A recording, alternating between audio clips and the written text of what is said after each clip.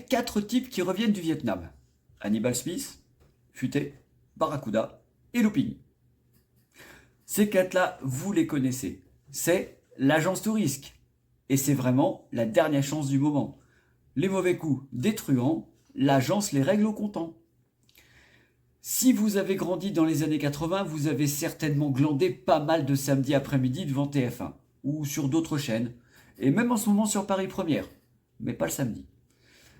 Vous avez certainement déjà croisé cette bande de tarés, défenseurs de la veuve et l'orphelin.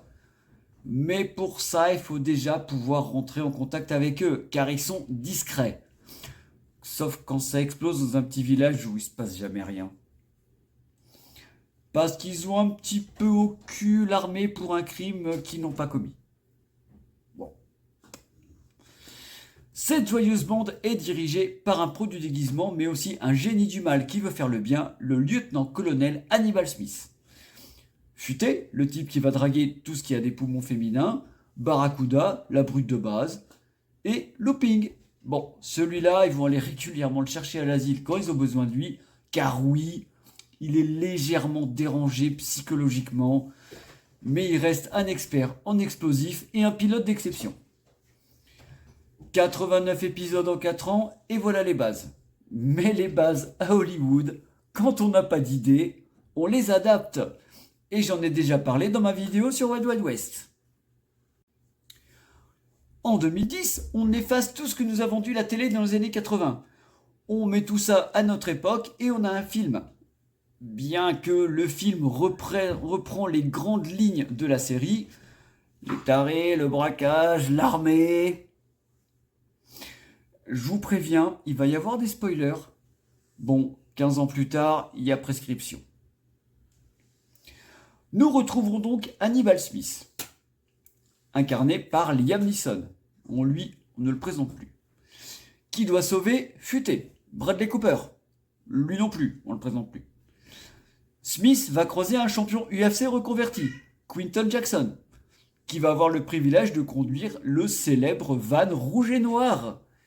C'est lui qui joue Barracuda.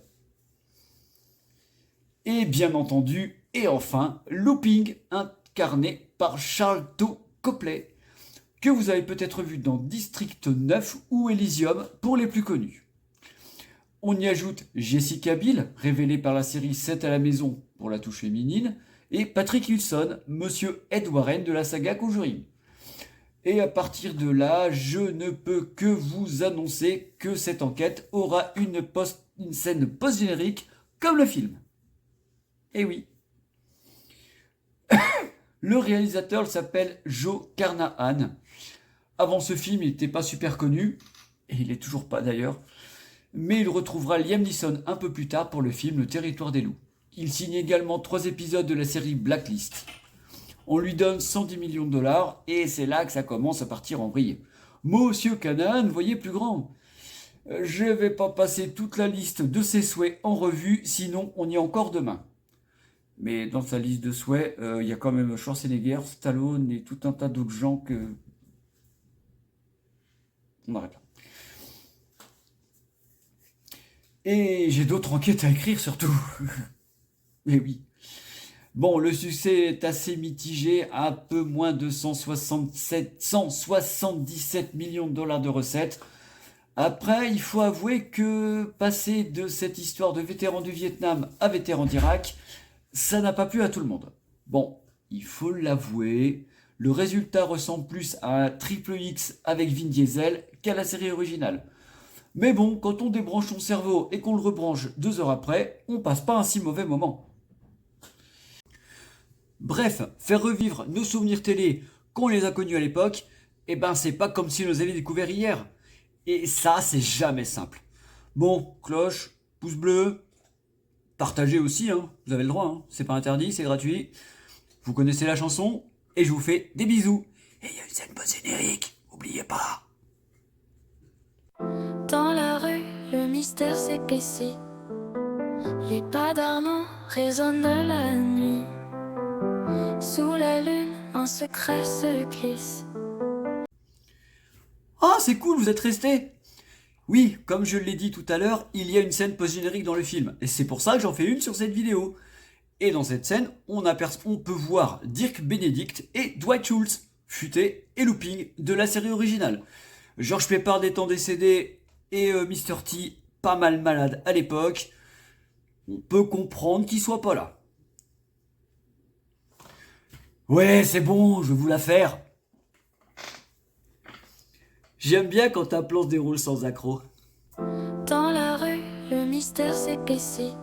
Allez, Les on pas redit d'Armand bisous. résonnent de la nuit. Sous la lune, un secret se glisse. Les ombres dansent, c'est son indice. Une cigarette au coin de l'ombre. Sous le réverbère, il dénombre les indices souvent invisibles.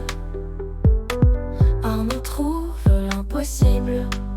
C'est Arnaud, le détective héros. Les énigmes, il les brisera.